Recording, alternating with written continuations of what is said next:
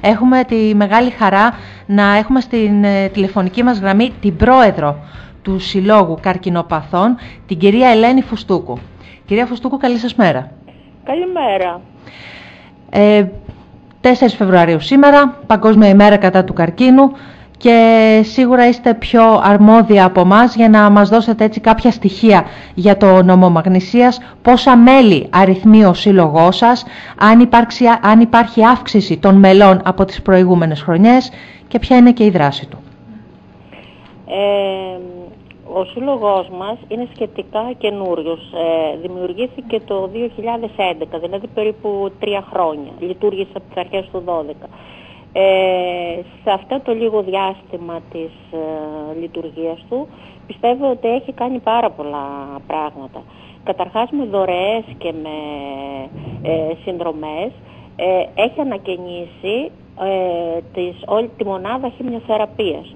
Και τώρα ακόμη ζητήσαμε άλλες 3 αίθουσες και με δικά μας έξοδα και με δωρητές τις ανακαινίζουμε για να τις παραδώσουμε πάλι στη μονάδα χημειοθεραπείας για να κάνουν οι ασθενείς τη θεραπεία τους σε ένα πιο αξιοπρεπές περιβάλλον. Διότι όταν εγώ έκανα τη θεραπεία μου περίπου πριν από 6 χρόνια, όταν πρωτοδημιουργήθηκε το τμήμα εδώ, έκανα σε μία αίθουσα του παλιού νοσοκομείου που ούτε στον εχθρό μου δεν θα ήθελα να κάνει μέσα εκεί τη θεραπεία του.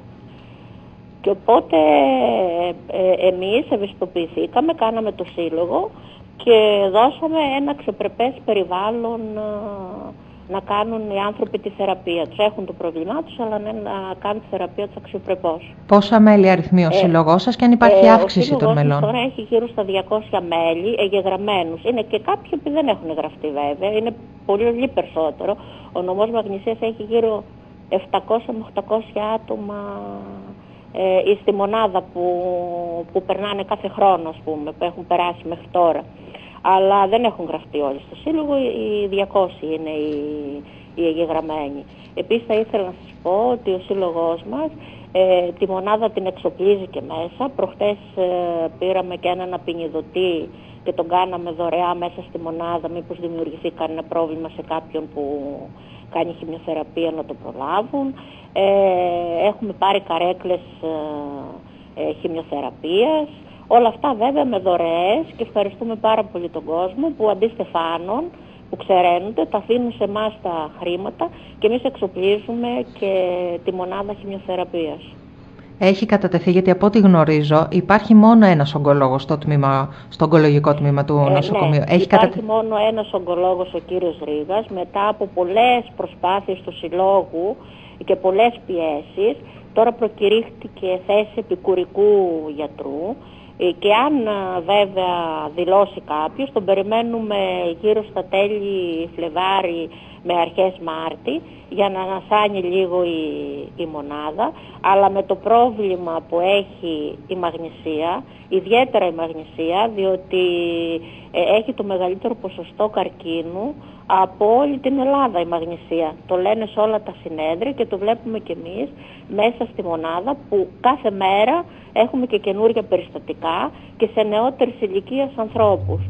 Πρέπει, δεν ξέρω, όλοι οι φορείς του νομού να καθίσουν και να εκτιμήσουν για ποιο λόγο έχουμε τόσα πολλά κρούσματα καρκίνου εδώ στη Μαγνησία. Τι φταίει? Μάλιστα. Τι είναι αυτό που ζητάνε τα μέλη από το Σύλλογο? Τι επιζητούν δηλαδή? Κάποια ψυχολογική υποστήριξη? Γιατί γνωρίζω ότι παρέχεται και ψυχολογική υποστήριξη. Από την αρχή που δημιουργήθηκε ο Σύλλογος είχαμε ζητήσει από το νοσοκομείο και μας το είχε δώσει για ψυχολογική υποστήριξη. Όποιος θέλει μας ζητάει εμάς και κλείνουμε ραντεβού στην ψυχολόγο για να μπορεί να μιλήσει και να πει το πρόβλημά του δωρεάν. Κάποιες δράσεις που ετοιμάζει ο Σύλλογος εν ώψη σήμερα της Παγκόσμιας ημέρας ή κάποιες άλλες δράσεις που θα ακολουθήσουν? Εμείς στις 8 Μάρτη, που θα είναι η μέρα της γυναίκας, θα κάνουμε μία ομιλία, ένα απογευματινό, στο πάρκ. Θα έρθουν κάποιες γιατρίνες από Θεσσαλονίκη και θα μιλήσουν και πιστεύουμε ο κόσμος να μας τιμήσει με την παρουσία του. Υπάρχει κάποιος διαχωρισμός, αν βλέπουμε από τα στοιχεία τα οποία ξέρω ότι παρακολουθείτε κι εσείς μαζί με τον κύριο Ρίγα που είναι ο ογκολόγος στο νοσοκομείο, αν υπάρχει περισσότερα, όχι κρούσματα, περιστατικά, αν είναι γυναίκες ή άντρες? Γιατί σίγουρα είναι, όπως μας είπατε νωρίτερα, ηλικιακά όσο πάμε και μειώνονται. Τώρα, ηλικιακά ναι, αλλά θερίζει και ο καρκίνος του μαστού πάρα πολύ, δηλαδή να σας πω τώρα ότι στους 10 ασθενείς οι 4 είναι με καρκίνο του μαστού. Μάλιστα. Και δεν μπορούμε να καταλάβουμε τι φταίει και σε κοπέλες όλο και νεότερης ηλικίας. Το δικό σας μήνυμα για τη σημερινή ημέρα θα ήθελα, κύριε Φουστούκου. Εγώ θα ήθελα να πω ότι όλοι πρέπει να έχουμε αισιοδοξία, γιατί ο καρκίνος είναι μια αρρώστια που παλεύει τώρα. Βέβαια μπορεί κάποιοι να μην τα καταφέρουν, σε πολλές περιπτώσεις είναι ιάσιμος, διότι υπάρχουν άνθρωποι οι οποίοι είναι και 20 χρόνια και 15 χρόνια και 5 χρόνια που έχουν περάσει το πρόβλημα και είναι υγιείς, υγιέστατοι. Άρα αισιοδοξία, αυτό είναι το μήνυμα. Αισιοδοξία και πρόληψη. Διότι η πρόληψη σώζει ζωές. Αν το προλάβεις εγκαίρος, σώζει τη ζωή σου. Μάλιστα. Πάρα πολύ ωραία. Να σας ευχαριστήσω πάρα πολύ, κυρία Φουστούκου, για την συζήτηση την οποία είχαμε. Και να είστε καλά, υγεία σε όλους. Να είστε καλά, να είστε καλά. Γεια σας.